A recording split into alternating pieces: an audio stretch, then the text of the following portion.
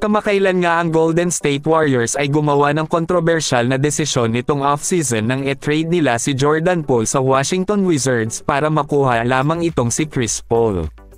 Si Jordan Poole ay isang kilalang umuunlad na batang manlalaro na maaari pa ring umabot sa isa pang antas sa kanyang paglalaro. Nito lang pinatunayan ni Jordan Poole ang kanyang sarili para sa Washington Wizards.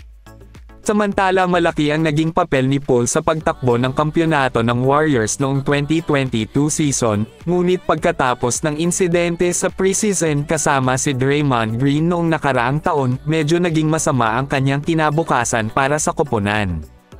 Si Poole ngayon ay magkakaroon ng mas malaking papel ngayong taon sa Wizards at ang kanyang unang kalahating pagsabog laban sa New York Knicks sa preseason game, tiyak na magnanais ang mga tagahanga ng Warriors na siya sana ay mapanatili sa koponan na Golden State Warriors.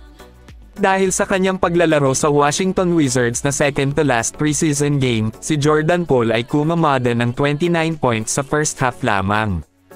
Nakashoot siya ng 57.1% mula sa field, 50% mula sa 3-point line at 90% mula sa free throw line. Si Poole ay orihinal na na-draft ng Warriors na may number 28 overall pick sa 2019 NBA Draft. Naglaro siya sa kanyang unang 4 na season ng kanyang karera sa Warriors na may pagpapabuti bawat season. Noong nakaraang taon nag-average siya ng career high na 20.4 points per game, at 2.7 rebounds at 4.5 assists na may splits na 43% shooting mula sa field, 33.6% shooting mula sa 3-point line at 87% shooting naman mula sa free throw line. Ngayon si Jordan Poole ay patuloy na nanunungkulan sa koponan ng Washington Wizards at nasa linya na maging pangunahing opensa ng koponan. Malapit na nga na magsisimula ang 2023 hanggang 2024 NBA season, mga isang linggo na lang, magtatapos na ang preseason game para sa mga koponan. Karamihan sa mga team ay nasa proseso pa rin ng pagsusuri ng kanilang mga roster at paggawa ng kanilang mga huling pagbawas o transaksyon sa roster. Ang October 23 ay ang deadline para sa mga koponan upang ma-finalize ang kanilang mga regular na season rosters. Ang Los Angeles Lakers ay may isa pang regular na pwesto sa kontrata na natitira sa kanilang listahan. Ang ilang mga koponan ay nag-iiwan ng isang bukas na lugar ng roster para sa flexibility sa hinaharap. Ngunit ayon kay Michael Scotto ng HoopsHype.com, pinirmahan daw ng Lakers ng kontrata ang guard na si Louis King ngayong linggo.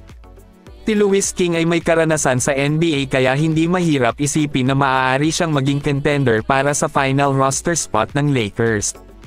Una siyang nakuha ng Lakers sa G-League team ang South Bay Lakers sa isang trade sa Rio Grande Valley Vipers.